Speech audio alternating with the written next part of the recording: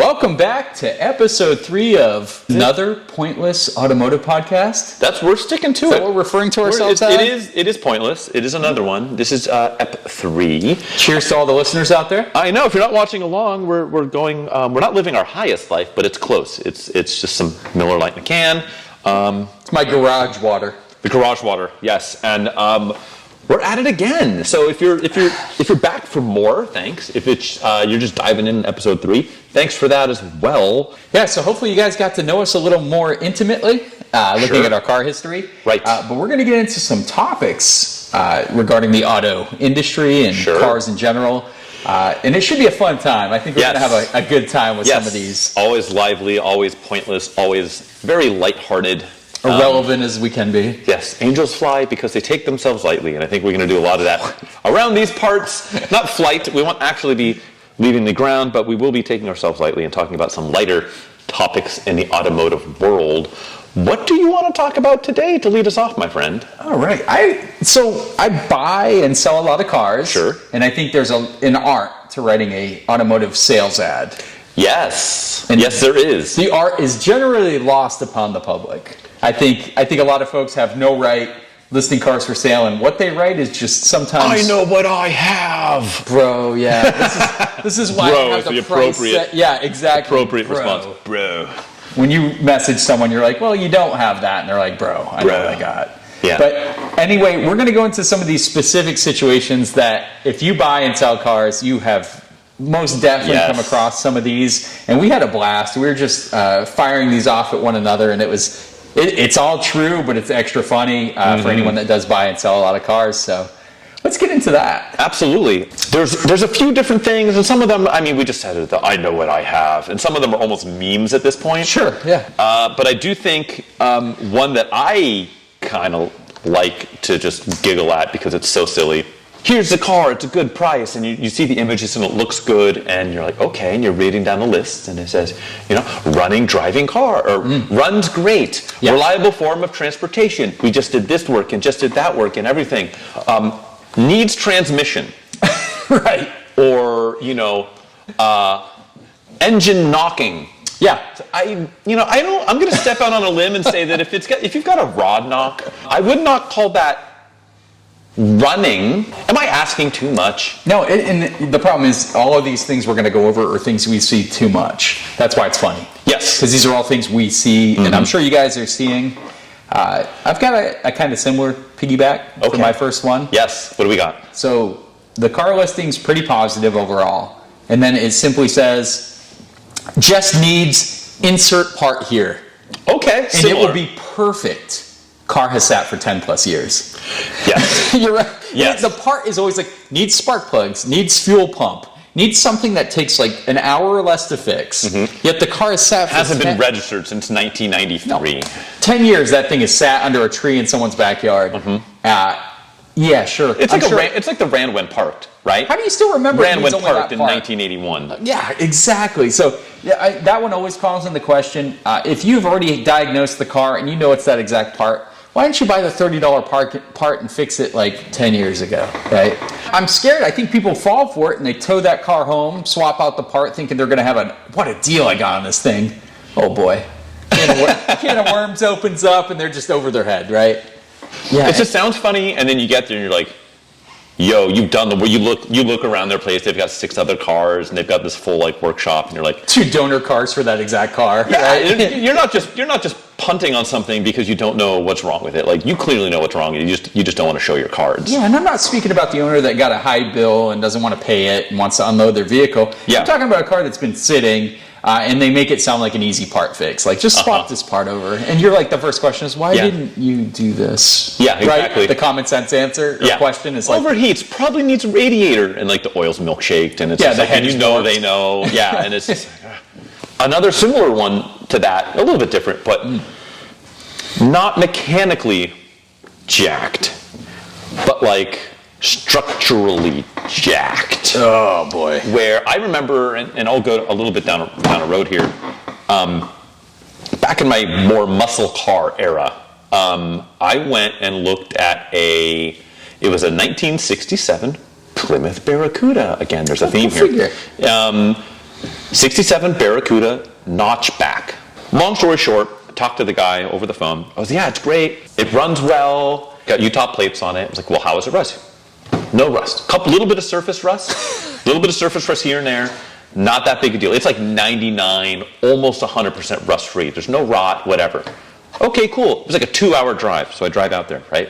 And the guy was asking like $1,500, which at the time, restored $20,000 car. Yeah, oh yeah. Unrestored driver, probably a $10,000 car. Sure. The paint was wasted on it, red over white with a white vinyl top. Really cool spec.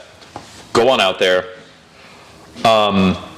The front end had been cratered multiple times. Boy. To where somebody just like, literally somebody like welded, like it'd been wrecked a bunch of times, the frame rails were bent. They welded up the frame with just like angle iron. And the angle iron, and this was so long, the angle iron was rusting out. The rear floor, you open up the trunk lid, you look, the bottom of the spare well was so rotted out, they cut it out and they just spray foamed like particle board where the floor of the spare well should be. Yeah, that's great. Yeah, the quarters completely rotted out. There was pinholes in the roof. Like it was not 99% rust free. There were sections of the structural sections of the car missing. Yeah. Runs. That part was straight. Mechanically, it was as advertised. It was genuinely a parts car. Boy. Just because and that's what you'll see. You'll look at these ads, and it'll be 99 no rust, 99% rust free, some surface rust. Right. And it's rotted out. And we've got it easy out here. We're in California. We're in the Bay Area. We're in Northern California. We're really spoiled when it comes to rust. Oh, 100%. Well, I grew up in the Northeast. I can attest anything over 7 years old is... Sure. You got rust. Yeah. I promise you. No matter what vehicle you have, I'll find it. Yeah. And out here, it's 30 years looking brand new still. Yeah. You have to know your stuff. When you're looking at a car, you have to look for patchwork. You have to look for, that kind of shady... And they can hide it pretty good. And that's one of my biggest fears of classic cars is classic cars are very easy... And they're old, so they have histories, and there's not a lot of accurate history. Sure. So the accidents got hidden all the time back then. It's just scary stuff, man.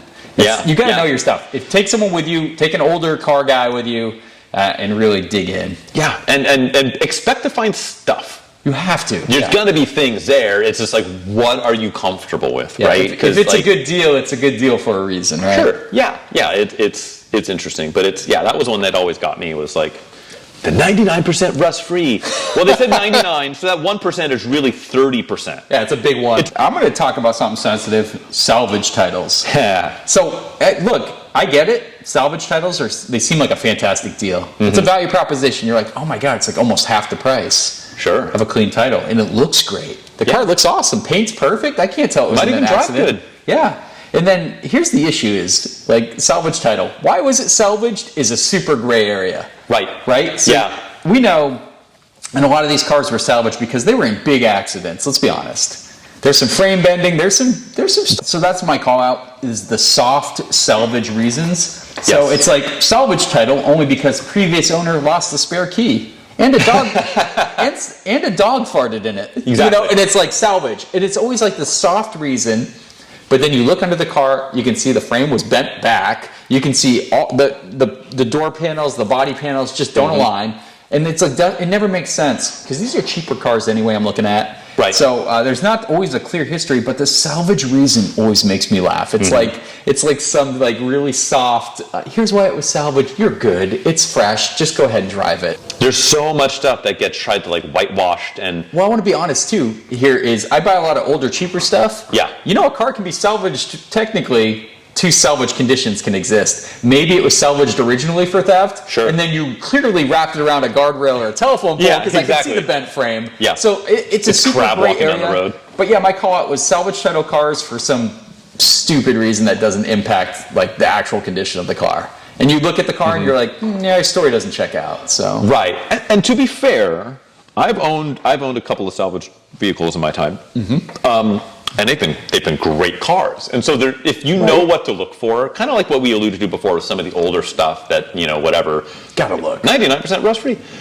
with these salvage vehicles, you can absolutely find a decent car, but it's diminishing returns, right? Yeah. What are you looking for? Because resale value, like you're saying, yeah, it's not going to be there. The one I like is it's a little more lighthearted, but you'll see an ad and you go through it and you're like, okay, yeah, oh wow, and you're looking at your for us it would be the Bay Area Craigslist. Right, and you go, oh, it's in the East Bay. Oh, it's the Oakland area. That's 25 minutes from where I'm at. Not that big a deal. Yeah. Oh, yeah. So, and then you get to the bottom of that. Yeah, the car's actually located in Seattle. Right. But like once a quarter, I drive down to the Bay Area, so I figured I'd list it. So just go into the more expensive market, right? Yeah. Or I'm actually in Tulsa, Oklahoma. Sure. But, I can get you a good deal on transporting, man. Listen, stop. There's several reasons why I'm looking local to me, not even just ease of coming to see it, but there's a billion reasons why. And so, just don't. Just find a buyer near you. It's easier for everyone. If you want to sell it to a wider audience, and it's a decent car, good news. You've got other avenues to do that. You got the auction sites. You got whatever.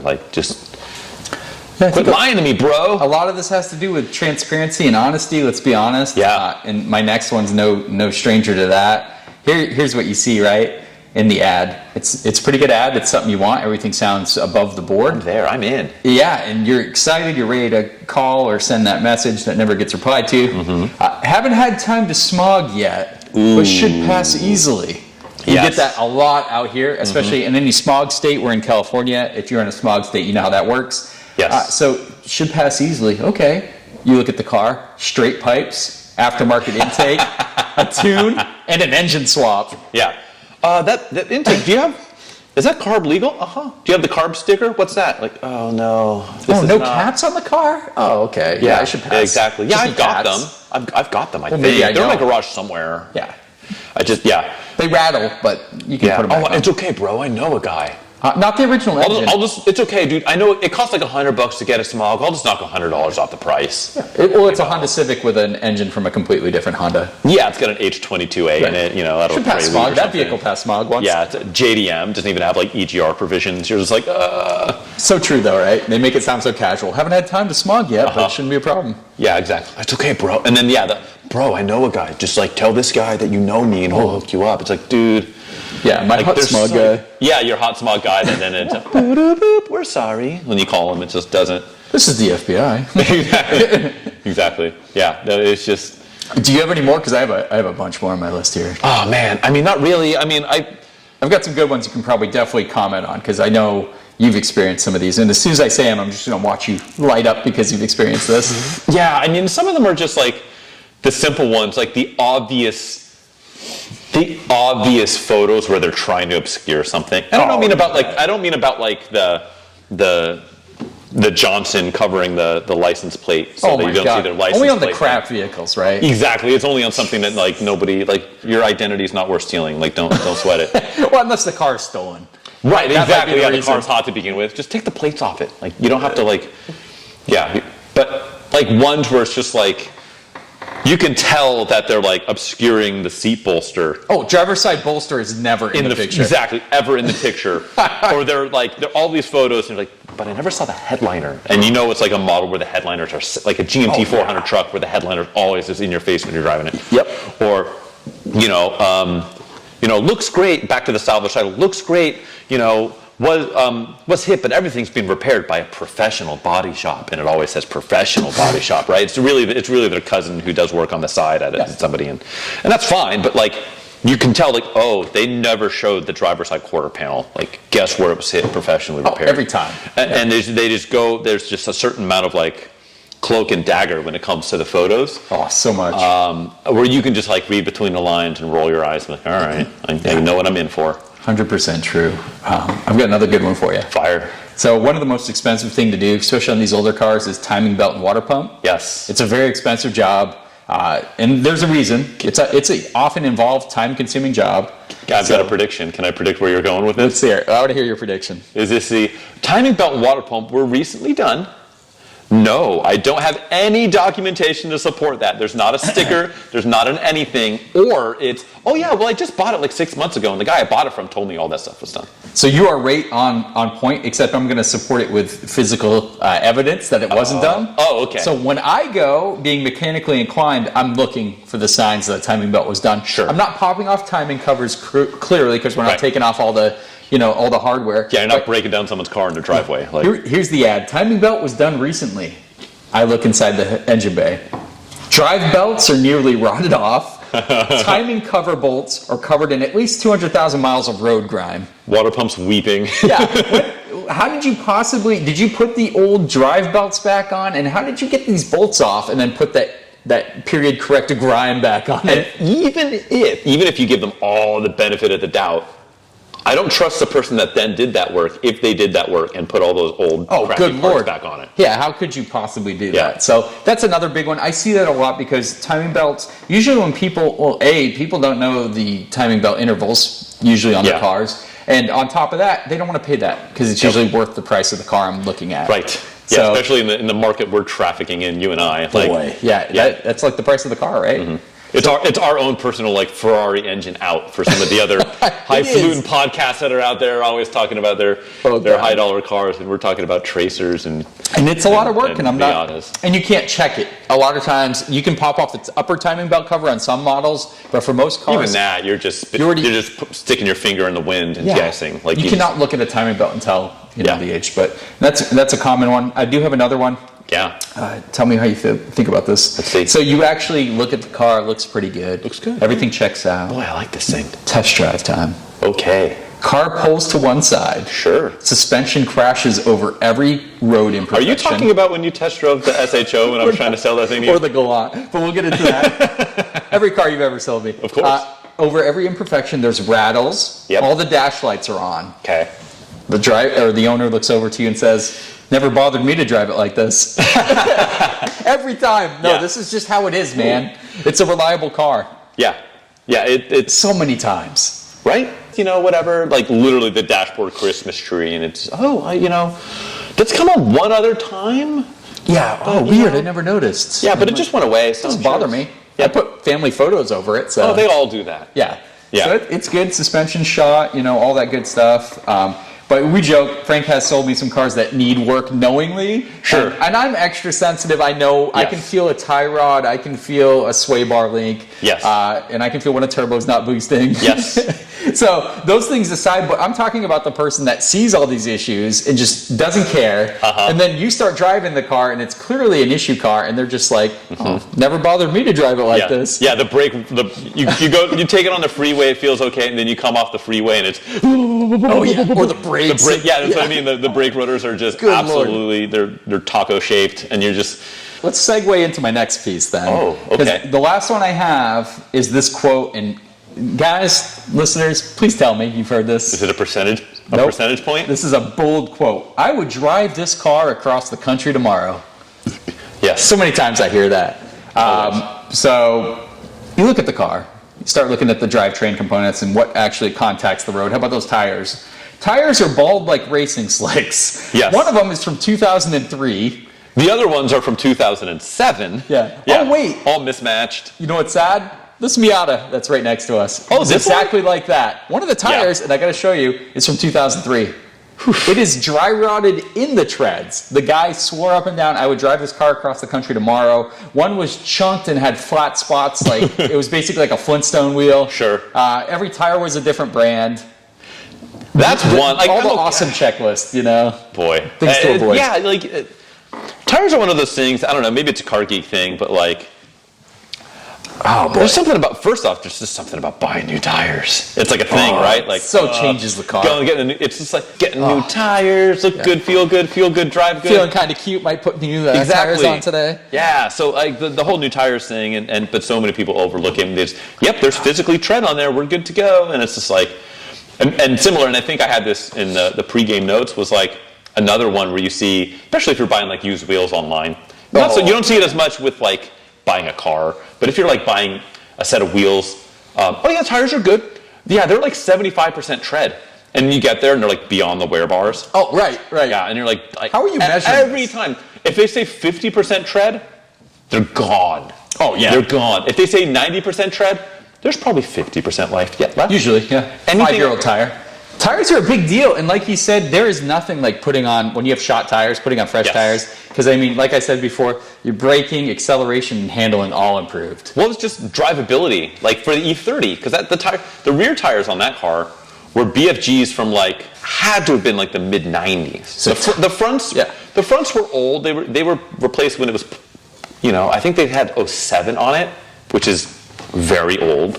Yeah. A lot of tread, very did old, sit, dry though. rotted.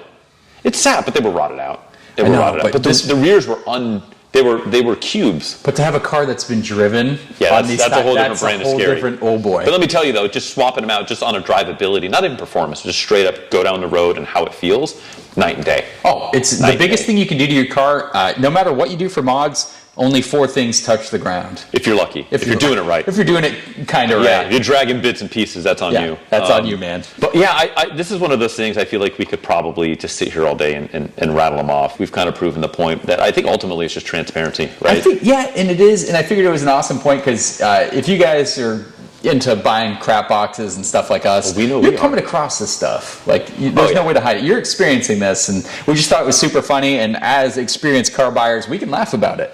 Yes. Because we're not gullible. We're going to see it. We're going to see the issues, and it's kind of actually maybe we've super been funny. taking a time or two on some of this stuff. That'll be another episode. boy. But the failures and follies of buying crap box cars. But Yeah, it was a good talk. That was fun. I would like to take a second and get into another topic. Let's do it. And I feel like it's fun to talk about. I don't know if it's passé because I feel like this is something other people maybe touched on before. In the world of cars, but automotive guilty pleasures. Ooh. Saucy A time. lot of different ways to go in this. Yeah. And let's set one ground rule. There will be no automotive guilty pleasure shaming. Okay. No. Yeah. This is a safe space. Yeah.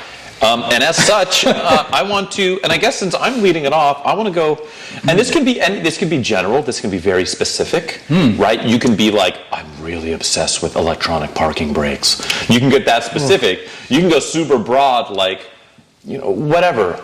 I just pre-war stuff, whatever. Like, whatever you want to do. Good. I'm going to go with, this is a car that I think I'm going to call an automotive guilty pleasure. I've never spent any real time behind the wheel of one, but I think would actually be a really like sneaky, cool daily. Ooh, okay. The much maligned Cadillac ELR. Do you remember the ELR? So that is the version.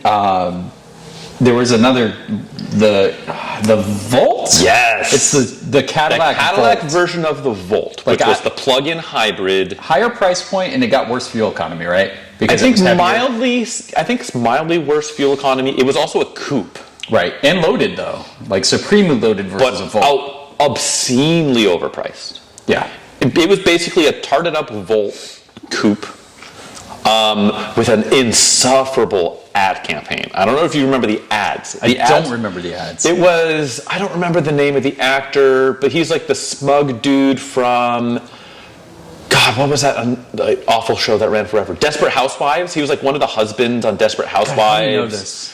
How do you know this, You man? know what? That's another Oh yeah, podcast. I forgot. another Judgment story. free zone. Exactly. Sorry. Thank you. Already broke rule number 1. And so it was like him like talking, like breaking the fourth wall and talking at the camera while sitting behind the wheel, being like we're the best people and other people don't understand us, and so we drive the ELR. And it was just I think they ran it during the Super Bowl, if I remember correctly. Gosh. And they were like deep into the $70,000 in like 2004, 5, 6 when they came out, and it just unmitigated failure of a car when new. But now, fast forward to 2021, having a plug-in hybrid when gas is over $5 a gallon here in the Bay Area would be great, especially just running around town. I think it actually looks pretty good. They do look pretty nice. They look pretty good. They're like a smaller CTS coupe. Possibly heavier. You get Probably them in heavier. red, and they made, because they were such a disaster, so they made them for 2 years. I had to do some homework because I was like, I was looking a couple of weeks ago. I was like, can I just pick one up for not a ton of coin? And Were you surprised I could even guess what the ELR is that I remembered? I mean, I think a lot of people. I think it's a memorable vehicle. So I don't think barking up the wrong tree, my friend. I don't think a lot of people share that view. Well, because they were like $25,000 overpriced. It's ridiculous. They were like 40% over what they should have been priced at. Can we be honest? Cadillac did that with the Corvette and the XLR. Oh, the XLR. Ooh. Boy, I like an XLR. All right, that's a separate story. XLR-V, right? Oh, I would love one. Oh boy. Anything LR gets me cranked up. But the getting hot here. Hey now. So the ELR, they had to look. So they only sold them in 2004. Okay. 2-year run, and 2006. They skipped 05. They had to go back to they sold so poorly in 04, they went back to the drawing board. They added I think 30 extra horsepower or something like that. Okay. They basically remapped it so you got a bigger electrical assist, and you ended up getting it went from 35 miles all electric range to 39, and they dropped the price 10 grand. Wow. And it sold worse. I looked. I think in 06, I was like, "Oh, I'll just get the 06." They sold 540 of them or something. Wow. Period. Full, not in one specific color, across in all spec. It's a serious question, important question. Yes. What are they going for nowadays if you can find one? Yes, good question. So you can get a reasonably spec'd. I think there's only 3 options or something. I didn't get that deep into the ELR lexicon, but Already too deep. exactly, we're already too deep, Committed. mid-shaft deep. But the ELR, so in 04, you can get a good 04, which I think they sold 2,500 in 04, because compared to 06. So you find mostly 04. You can get a very nice one with reasonable mileage for 25. It's not bad. Not terrible for a plug-in hybrid. You can go if you're in town, all electric. If you got solar power and stuff, you're great. What's a Volt from that period going for? I imagine a little bit less. The thing with Volts was people cranked huge miles on them, and so True. a lot of them have way more miles, so the price is a lot lower. So it's kind of apples to crab apples. It's a little different. They're not wildly different, but and then trying to find an 06, they're going for a much higher premium. You can't find them. I found a couple, and they were going for low to mid 30s. Gross. I don't think Get a it's Model worth S the premium. now, early Model S for that money. You can damn near a brand new base Model 3 True. for that much money with tax incentives and such. So that's where I'm leading off. Is my automotive guilty pleasure. I kind of want a Cadillac ELR. That's awesome. Don't you dare talk me out of it. Didn't see that coming. I wouldn't. No. I wouldn't. No. I'd have an extension cord waiting for you when you come Let's over. go. Let's do it. All right, so mine is, it's a guilty car pleasure that I don't hide at all.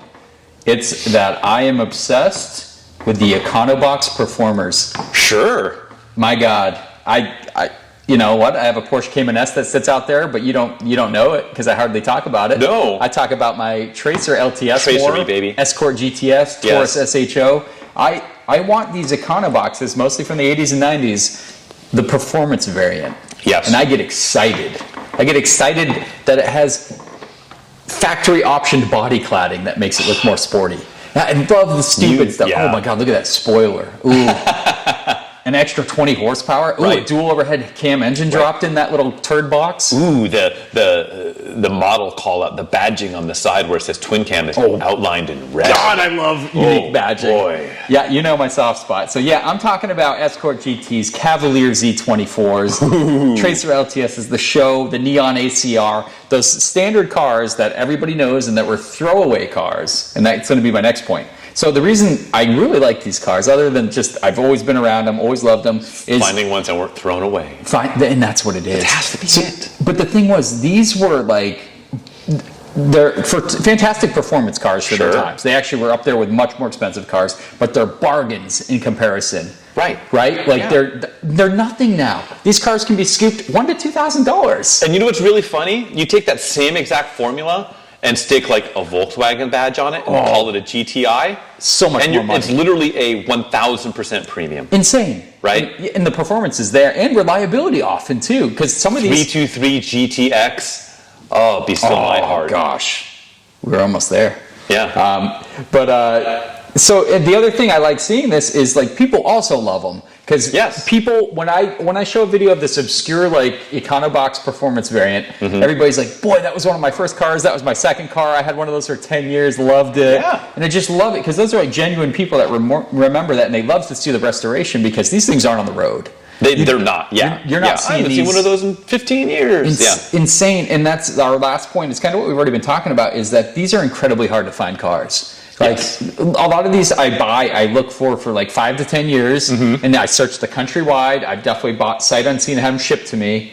They're just so hard to find because they were throwaway cars. Right. Like these cars were awesome when they're out, but there was no like historical value. There wasn't any reason to hold on to it. It wasn't significant. People just threw them. Your Oldsmobile Cutlass 442 with the quad 4 engine from like 1990. They're all gone. They don't exist anymore. None of them. When's the last time you saw a Cavalier Z24? Suzuki Swift GSI. It's rarely, right? And when I see or them, it's GTI, I think. Either way, regardless. It was a GTI. They had to drop the I after the first model year to GT. Ah, you're right. How do I know this? Because it was GT with the lowercase I. Yeah, it was and then super cool. But even then, the GT was still worth it. Yes. It's just, but these cars, when they pop up, I instantly reach out. The owners think I'm insane, and everybody that knows me is like, "What is wrong with you? It's a $1,200 car." I'm like, "I need this. I do it in my life. Don't try to get in my way." So they're just throwaway cars. So they're Right. actually rarer than rare.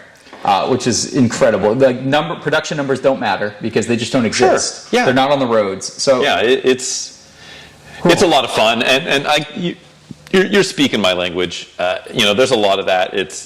I guess count me in on the performance Econobox guilty pleasure, because that's not on my list, but it should be, because I'm right there with you. I think that's all the same deal. They're absolutely fantastic, and just for rarity, you can't beat it. When people know what it is, they love seeing them restored. It's like, it'll catch my eye if I'm at a car show and I see like a poop crap box little turd performance version in mint condition next to even an expensive car. It's like that little turd box gets my attention. Is that a Chevrolet Citation X22? Who keeps that? Oh no! Who restored that? Yeah. Who put 40, 50 hours into this car that's worth $2,500 on its best day ever? Absolutely. Yeah, I'm a fan of that. Gonna say it. That's my number one guilty car pleasure. Oh boy. So I've got a couple other ones here. I'm going to leave some by the wayside for the sake of brevity here, but I think I'm just going to go with this one. And I spoke on it very briefly on the Project Car update from last episode, but the Lexus ES. Fancy Camry. It's a fancy Camry. And a Camry, and I've told people this before, the third generation Camry is the best vehicle ever produced. Year range? What's the year range? That's the 1992 to 1996, I think, was the last year. I have a little soft spot for 99. That's the next generation. I'm talking the one generation before, because it was mechanically pretty much the same as the 98 to 2001. Which were bulletproof. It's that exact same drivetrain. Yep. Same V6. Except for the first year, I think 92 and maybe 93, you can get a 6-cylinder in a coupe in an SE trim with a manual. Get out of here. Same with the ES. The ES of that same era. No. You can get a 6-cylinder, 5-speed manual sedan ES 300. I'm not going to bring my phone out and start looking on Marketplace. I'm telling you. No, but I'm not going to look on Marketplace. They don't exist anymore. Who's buying a Lexus ES with a manual? I would immediately. Sure, but like new in 1992, the first year of the ES 300, because before that was the ES 250. We're not going to talk about that. I mean, Lexus made very few manuals. Like the IS 300 was their last manual. Correct. And they had very few. The early models, the LS 400s, were all. You can get an ES 250C with a manual. You can get the hardtop convertible IS 250 with a manual. Oh, the IS 250s. Yes. IS 250. That engine was not cool. It was not cool, but that hardtop convertible 2-door with a manual, that's pretty slick. Yeah, that's special. Anyways, the ES. The ES line of cars, really pick any generation. It's a Camry, which is already really just a good-ass car. Amazing. And then make it a little nicer, a little more upscale.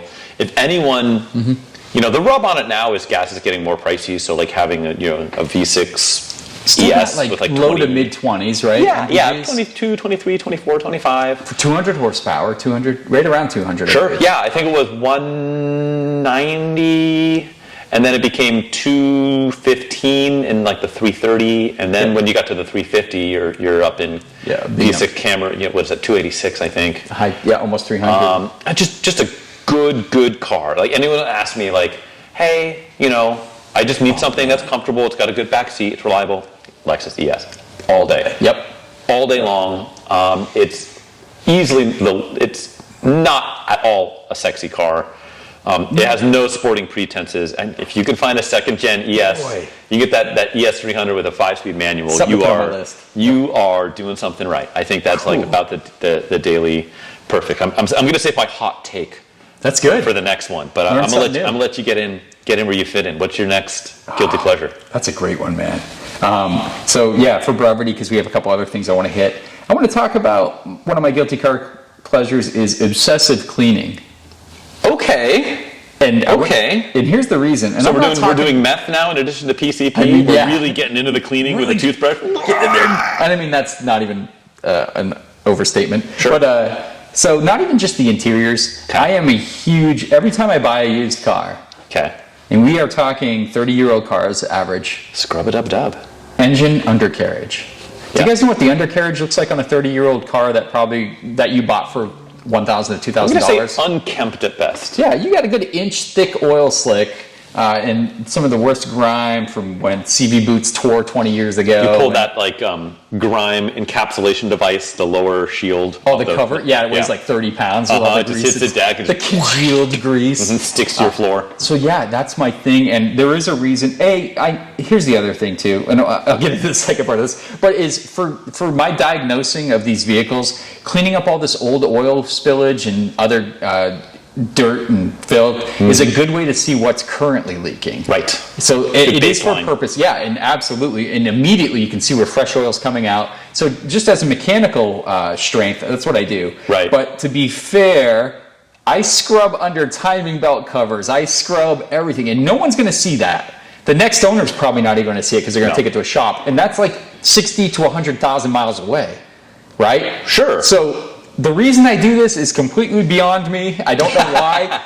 You should like make your own little like calling card and like tape it on the inside of timing covers and stuff like that. So people get in there and be like, serviced by Chadwick. I want to see what a shop does when they have to go after one of my timing belt jobs and they put like a hashtag on there and see if it ends up on like Instagram when it. And I put it on my videos and it's insane. And the thing is, it's like a 1 to 2 day process. Sure. To clean an undercarriage of a car. So I want to put that out there. It's one of my guilty car pleasures, and I actually love doing it because when you crawl, for me especially as someone, when I look at cars or when I get a car in the shop, I get under there and I start looking, and if I start seeing it like sparkling clean, it never happens. Right. But if I do see where something's been cleaned up, that's nice. I like that. And somebody cared. I'm talking about actually got in there and cleaned it with a brush and. I gotta say it, guys. I know, and I don't do it for anyone else's purpose because they're not gonna see it. It's just one of my guilty pleasures. There you go. It lets you sleep at night. It does. I know. Mechanical sympathy, and more than just like not beating on a car, but like looking after it and shepherding it. What if I'm at a car being show, a good steward, and the timing belt cover falls off, and the car's up in the air, and everybody sees it? Disgusting, conditions. Can't have that. I can't live with myself. Yeah. Back to you, sir. Well, I'm gonna go. So we don't go run super long like we're prone to do here in the early days of the APA podcast. I'm going to save my hot take here. This is going to be my last one on the guilty pleasure. Feel free to mock me openly. I will give you license on this one to shame me. Sure. I kind of like the new M4 pig nose thing. Oh, okay. I kind of am okay with it. Oh, thanks for joining us today, guys. Hear me out. It first came out, I was very much like, I thought it was like April Fool's Day. I thought it was that just not good. But I've stared at more. I've seen some in person on the road. Yep. I've seen everyone's take on it, which is very much warranted in that it's atrociously ugly. Okay. And I've kind of settled in with it. I've made my peace with it, and I think it's actually handsome is not the right word, but in a world of the new WRX comes out and the new Integra comes out and all these cars, everyone's like, it's so conservative, and they took no chances. Right. And they took their shot. It's out there. It's out. Like, people are talking about the car. A lot of ways people are not talking great about it, but the outgoing M3 was, I think, too conservatively styled. It was conservative with some like splashy stuff stacked on top of it, You're like talking carbon about lips and the very last one, the twin turbo. correct. 6. Yes. The 8-cylinder powered E90 ones were pretty conservative looking too. Those were good, but that was a handsome car. Especially we in sedan always look back forms. fondly, don't we? Yes, but that thing I also think- had a screaming V8 and it had a lot of other stuff. And I think knowing those things are underneath make a car look better sometimes. But It was, but I think fast forward 15, 20 years from now, I think we will look fondly back on this current pig-nosed creation. the beaver teeth. The beaver teeth. But if I open that garage door right now and you turn around and you look at that E30, Yes. Oh, it's a handsome, stately, compact car. those kidney grills, that 4 headlight design, God, that was BMW prime. I'm gonna put this in the category of rewind back to what, 94, when 36. I'm gonna go a whole different animal. The Dodge Ram Okay. came out, and it had that big chrome cross grille that was very polarizing at the time, because Sure. trucks were very boxy. You had the GMT 400, That's you had right. the Chevy, you had the the squared off F-150, and then this showed up. It looked like a miniature big rig, had this huge thing, and it at the time Dodge had like 0% of the market. Right. And then this showed up, and like 80% of people thought it was awful, but 20% of people thought it was incredible. And their market share at the time was like 8%. So you took an 8% market share and got 20% of the population that are shopping for trucks to be all over it, and you just absolutely grew your market share. The M3 is not that car, not that in that market position. The M3 is kind of the standard bearer. Yeah. M3, M5, M4, I should say. They're changing it all the time, whatever. The M4. So it doesn't need to make that kind of a move, but they did. And I think it's going to age better than like the Bangle Butt. I think it's going to age better. I think it's going to age better than the previous generation M3, which I think was too conservative, probably mechanically and aesthetically, but definitely aesthetically. Yeah, there wasn't a separation between the standard 3 Series and the M car. Right. Yeah, I think in 20 years, if you say, oh, I've got a 21 M4 Comp Coupe, somebody's going, oh, is that the one with that's the one with the nose. Oh, I haven't seen one, whatever. I think there's merit to that. I'm actually kind of fond of the nose, and I think I will enjoy it. I'm going to put it that way. That's my hot take. Stance, man. That is my hot take. I think it's going to be short-lived. I just want to say, like, sometimes these designs come out. Yes. They're fiery, they get attention, and then they go back. Oh no, there's gonna be a mid-cycle refresh. They're gonna dial it back for sure. Yeah, it's gonna be 2-3 years max, and then it's gonna have a refresh. And cars are just grow anyway. I think Audi started it; we're big on it. And then the Lexus Predator Ma, and all your standard stuff. It just grills are getting insane because the amount of cooling we need with modern cars. But right, which will just go away again here when stuff starts trending electric. But R.I.P. Rip. Hope that doesn't happen. But okay, that's all I got. That's all you got. That's all I got, man. We should quiz you first. We should get. I'm going to get roasted again, and I'm probably not going to guess it correctly. But we're going to see. You have an opportunity to redeem yourself. I picked one today of our quiz show, which we are still looking for ideas for the name of the quiz of the Automotive print copy ads from the 80s and 90s and early 2000s. Early 2000s and today, also accepted. Oh boy. Today I've got a fun one. Really? Are you ready? What do you think the over-under is on me guessing it? I'm going to go 50-50? I'm going to go 50-50. Whoa, I think you got a coin flip. I think you got a coin flip chance here. All right. Okay. Again, I'm going to try and not read the name of the make or model here. So hard. So it shows a picture of the car in the upper, like 2/3 of the ad, right? It's there. There's a very Caucasian gentleman driving it. An albino? No, he's very, let's just say Teutonic. Let's put it that way. And don't read into that as like who the manufacturer is. There's just know that. And then it has a caption at the bottom of the photo that says, when you live in the fast lane, it's nice to be quiet about it. Imagine, if you will indulge us for a few moments, approaching a stoplight in a blank. Almost silent, certainly serene, you glide to a halt next to one of those European freeway flyers that seem to consider decibels a necessary accomplishment to horsepower. There may be an inquisitive, sidelong glance in your direction, but no more than that. Blank is not an automobile that garishly promotes its performance. It possesses a quiet elegance which only hints at the potent 151 horsepower, 24-valve fuel-injected V6 power plant that whispers beneath the hood. The light turns to the magic color. And then, with a 0 to 50 time of 6.1 seconds, we're not stacking the deck here. With a 0 to 50 time of 6.1 seconds, you treat your acquaintance to a close look at the blank's aerodynamic rear deck. Quietly pleased, you continue swiftly down the highway. You bask in the silence of precision, 62 decibels at 55 miles per hour. You enjoy detail-perfect ergonomics. You luxuriate in the kind of comfort that only comes with a car designed around the driver. As AutoWeek says of the blank, it's as good as it gets. Then it has a date that I'm not going to read. This is the only one true precision-crafted touring sedan that demonstrates performance doesn't have to be noisy, that quiet does not have to be slow. This is the blank, the automobile that breaks the sound barrier.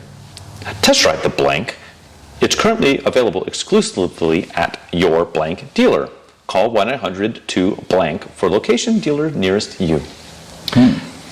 Blank, precision-crafted automobiles, a division of blank. The floor is yours, my friend. Oh boy, this is going to be a challenging one. The 151. I thought this one was a shade challenging. However, just the print copy was fantastic, so I had to read it. It's really good. Again, very good imagery there. Puts us in the seat. I was thinking hybrid at first with all the quiet references and coming to a stop, but I know that's not going to be the case. Right. I know we're dealing with a 24-valve V6, possibly inline six. It says V6. That's right. Okay. 24-valve fuel-injected V6, 151. That's not a big number. Not a big number. Does not tell you displacement. 0 to 50 time of 6.1. That's weird. So it means the 0 to 60 is probably 7 something, 8 something. Either that or it's geared. It's geared in a way where it shifts at 51 miles an hour, so it just tanks the 0 to 50. So they put the 0 to 50 instead of 0 to 60 up there. Oh, of course. Then AutoWeek mentioned it, which is awesome. As good as it gets. That's 62 decibels at 55 miles an hour. In case you're up on your decibel scoring for all the. I wish you would have mentioned if John Daly said it had enough gauges or not. Exactly. That would help me out. If he was complaining about how the stereo controls are too low on the binnacle. So this was mentioned as a sedan at a time when sedans had 4 doors. Yes. So I'm putting together the pieces here. It kind of threw shade at noisy European competitors. Yeah, I picked it up. It's definitely American or Japanese. Sedan, 151 horsepower, 24-valve engine. They talked about the interior being pretty nice, which everybody did back then. It didn't matter what the actual interior was turd. Proponently, it can hold 5 full-size adults in the rear. So I got that. I got that as kind of a larger vehicle too. This is tough, man. There's not a lot of technical specs, right? I got the engine. You got the engine. And it's a 4-door. And that it's a 4-door, and it has everyone knows the 0 to 50 time. Right, but I don't have suspension layout. It's apparently very nice. Just on the. So there's not a lot of technical stuff. Detail perfect ergonomics. So emphasis on quiet. Mm-hmm. Unlike those European freeway flyers. Get off my freaking lawn. So I don't have an exact model yet. Okay. But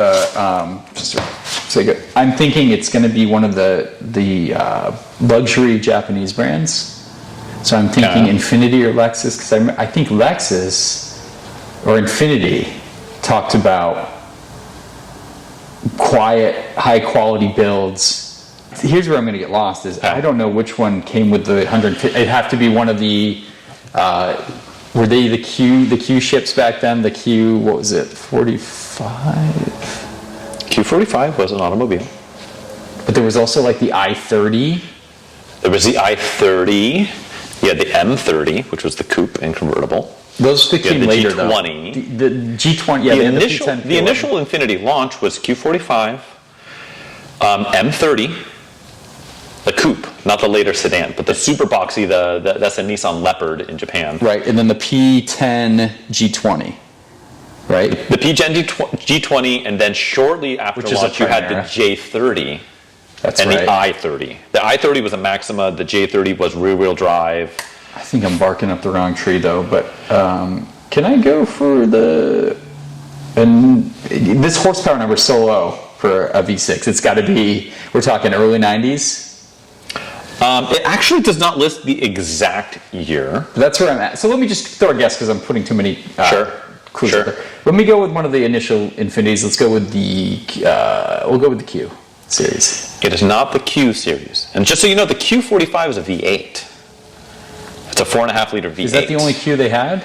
Yes. Okay. Yeah. Only the modern day marketing nightmare that is Infiniti is Q everything. Yeah, Q. Back then, the only one was the Q ship. Was the flagship model was the Q45. Because it had a 4.5 V8. The 4.5 V8. Yes. Good. Well, that's where I started. So I'm.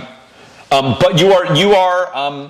For your hint, I will say you are absolutely in the right market as far as Japanese and upscale. Yep.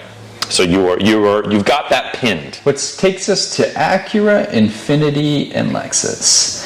And Acura was, and I left Acura off. I shouldn't have done that. Acura was the first of the luxury Japanese rebadgers. Yes. They came before Lexus, which is shocking because I always thought Lexus came first. Infiniti, Lexus, same year. 90? I can't remember, but 89? I think it's 90. Same year they both 90. launched, but yeah, Acura beat them to the punch. Because Acura was 86, right? With the first, it was the Legend was in their There's initial Legend offering? and the Integra. I think they co-launched, and then you had the Vigor. Okay, I don't want to get too far in the weeds here. Yes. Let's take us back. Oh, Acura. Oh boy. You know what? Let's go with Acura Legend. Okay.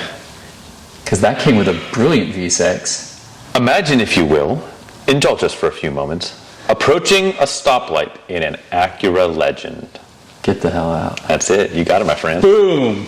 Awesome, man. The first gen Acura Legend. There's not a year on this. I'll turn this around. How about that? It is the first gen Acura Legend, but God, they they think were came with the good 2.7 That's V6. right. Or was it even, you know what? I think the first year was a 2.5. I think it was, for the first year or two, it was a 2.5, and then it went 2.7, and then it went to the third gen, which was the 3 liter and then 3.2. And then the 3.2 came in the S version, the Type 2. Yeah, the Type 2. You could the get Type 2, the you could get a Legend coupe 6-speed manual. Oof. Yes. Wow. Gen Second guess. Acura Legend. Second guess. You had another guess to go. Woo. You had another guess to go. I would have blown it. I thought, you see, with that low of a horsepower V6, I thought you were going to go like, no, I thought you were going to go like Mercury or something like that, because those mid to late 80s American V6s were so down on power. That's true, yeah. And it just said 24-valve fuel-injected V6. It didn't say twin cam. It didn't say import. It didn't say any The of that. American ones had larger displacement ones too, which was a shame. Yeah, and it doesn't. But that's the thing. It doesn't say displacement. It just says 24-valve V6. So I thought you were going to go. Well, I mean, the 24-valve is kind of a lead away from that a little bit. Yeah, but I thought you were going to go like Taurus, Mercury, Sable, or Lincoln wouldn't have had. I don't think there were any V6 Lincolns in the era. Catera, maybe. Well, they had the Buicks had the 3.8. No, not yet. Yeah. Yeah, they had 3800. Yeah. You had a 31 and a 38. Yeah, but with the low horsepower number, I was like, oh man, he's going to think it's American. I can't believe I nailed that. Dude. You got it, my friend. Our first successful print ad quiz. That's right. What a car that first gen Legend is, though. They look so good too. Those are just real super handsome. They've held up incredibly well. And they even the subsequent generations also looked good. Really, what a car! Like the seats were super comfy. The interior was nice. Just good, and it even says in here, enjoy detailed, perfect ergonomics. Yeah. Ergonomically, they were super sound. Damn, all the stuff, yes. good touch points. They were just good cars. I almost forgot Acura until the end. I know you did. You said Lexus Infinity. I was like, oh, it's right there. Awesome. Well done, my friend. Thank you. Well done. So we need to keep a leaderboard. Oh boy. So you're in the lead right then we're now. gonna do, when someone gets ahead, we'll switch to more difficult ads. Right, exactly. Yeah. So I've got some in here that are like unusably difficult. Right. That was a good one. I think that could have tripped a lot of people up, though. It could have. It could have. The fact that you went straight to Japan saved your bacon. Yeah. That's my sweet spot. Should we talk about PCP? You want to do some PCP, man? We should do. Hey, man, I know a guy who can get you anything you want. Get you that PCP, that Project Car Progress. Yes, sir. You went first last time. I'll go first this time. Yeah, lead the dance. My progress is I've had to order parts. Ooh. Believe it or not, a 1982 924 Turbo does not have a lot of parts at your local parts joint. Shocking. Your O'Reilly's has no 924 Turbo parts. So what I did was, first off, I've got the stuff to do the timing belt. I've got that, but the valve cover is a little skunky, and so I was going to pull it off, scrub it down. I've looked at photos all over the place online to see what it was originally painted, because it's just got some paint flaking off. And it looks like they were just like bare aluminum. Okay. So I might just scuff it down and wire wheel it, my friend. Yeah, exactly, and just call it done. I might paint it. I'm undecided. I'd like to go back to whatever it was originally, so I'll keep doing some homework there, but I'm not going to yank it until I've got a new valve cover gasket kit. Yeah, good call. Pelican parts will hold $9 or whatever to get a valve cover gasket kit. And then also, in order for me to do those fuel injectors, I had to pull the charge pipe. So there's a charge pipe that goes between the throttle body, and it's not intercooled. So it literally just crosses over the valve cover and then down to an up pipe coming off the turbo. Gotcha. And there's a gasket there. It's a very specific gasket, unobtainium. There aren't even. What was the FCP material? Euro doesn't have it. It's like a paper gasket. But it's a hot charge pipe stuck on the turbo, and it's between two aluminum pieces. Someone probably makes a metal one. Someone probably manufactured one. I've not been able to find anything. The only thing I can find. Yeah, well, I was able to find one. Yeah. But it's on order. It's not going to be until probably next week. Okay. But I can't start putting stuff together. I don't want to start chipping away at other pieces until I've got everything in hand when it's this car. There's a Honda Civic, like whatever. I just go get whatever I need. Don't take anything apart until you know you can replace it. But I took that charge pipe off, and the old paper gasket just tore apart, which it should have. Half of it on one side, half on the other. Yep, exactly. The rest falls out. So I gotta whittle that thing down. But yeah, the Porsche, as far as I can tell, Porsche is the only place that you can get it. It's not expensive. I mean, whatever. For a paper gasket, it was like $18 or something like that. Yikes. It's like literally just like an oval with two bolt holes, and that's it. It sounds like almost like a regular exhaust gasket. But I don't know. It's not. Yeah, it's not. But that's what you would think it would be. And I looked around, like even like FCP Euro didn't have it, and some other place. But so I've got it on order. It will be here. So that's it. I've literally ordered parts, and I'm just in a holding pattern. Because I don't want to start tearing stuff apart if I can't get it put back together. Especially stuff like pull a valve cover, just like have the open valve train just chilling in my garage waiting for critters to set up shop. Turn your car into an anchor.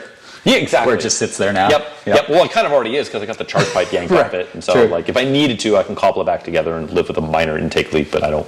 Yeah, I just get the parts coming. So that's really all the progress I have made.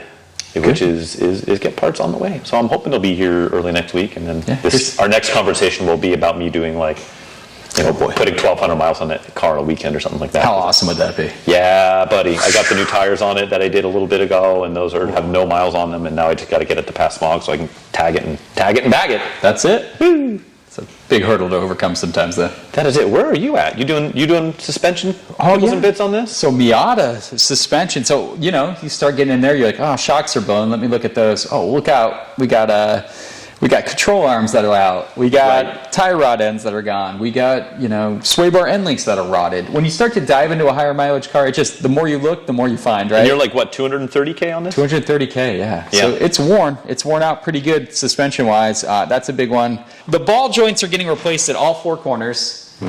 which I think was probably a bigger issue than anything else on the suspension, other than the shocks being blown. The back just walking around on you. Yeah, it crashed over everything, and clearly there was no grease in any bushings.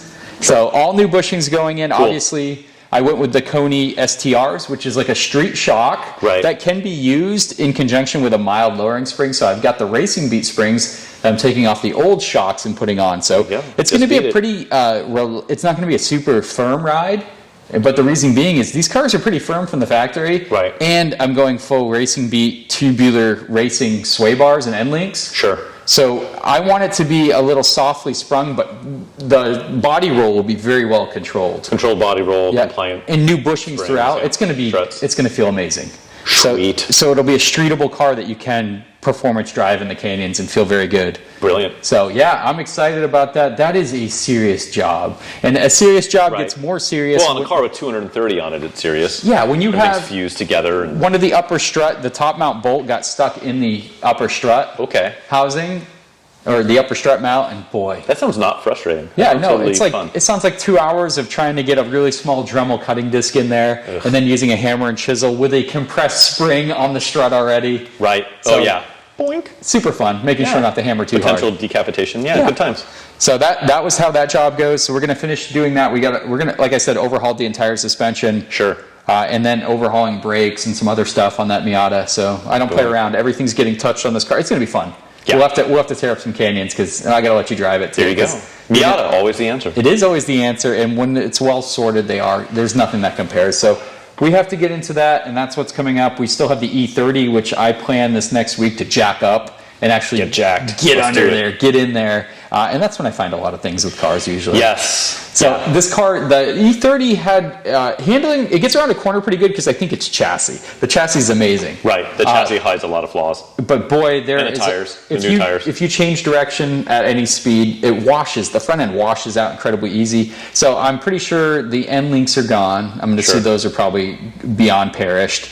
And I'm thinking tie rods, at least on the driver's side, tie rod ends. But I'll of course look and see. And we're going to obviously fix that. That's safety stuff I always fix, whether it be brakes or tie rods. Yeah, that's kind of prerequisite. Outer tie rods. Since that car is eventually going to find a new home and want to make sure it's not like, just, we don't want to kick the can down the road if you can just stress it. So yeah, and outer tie rods are like so risky. Like people don't look at their outer tie rods seriously enough. That's the only part of your car's suspension. The wheels to your hands. When you lose a tie rod, if one of your tie rods comes loose or breaks, you are in a bad situation. Bueno. No bueno. So I'll get under there. I think I'm going to find some of that, to be honest. Sure. But that's coming up soon. So, and we have a lot to do. Stay tuned. Timing belt, water pump, all the other fun stuff on that E30. Yeah. Good times. I think that'll be. I don't think there's going to be any major surprises there. I think, it's a pretty honest car. It's just, it was sitting for a little bit. So it's just fun to be working on two cars from like the early 90s that are completely different too. Two cars, one wrench. Yeah. Sure. That's the after party. Exactly. Podcast. Yeah, free soft serve. We've got beers to finish and pizza to eat, so we're probably going to get to that. Much of the same, tell people about what we got going on here. Hopefully you're enjoying it. I know we're having a good time making it. Yeah, that part's easy. That part's easy. Get to talk about cars. We'll keep the quiz thing going. I'm hoping within the next episode or two, we'll have some input from the Peanut Gallery and all the alls, and maybe have a name for the quizzing all over the place. And then we'll get that sorted out, and then we'll keep chugging. We'll keep doing. We'll keep getting some fun stuff out there. So. Absolutely. And thanks again, guys, for tuning in. We always enjoy your company. That's right. Follow along on the YouTube experience with this if you haven't been doing so already. Pick us up at all the usual podcast spots. Yep. And that's it. That's it. We'll see you on the next episode, guys. Toodles. Take care. Deuces.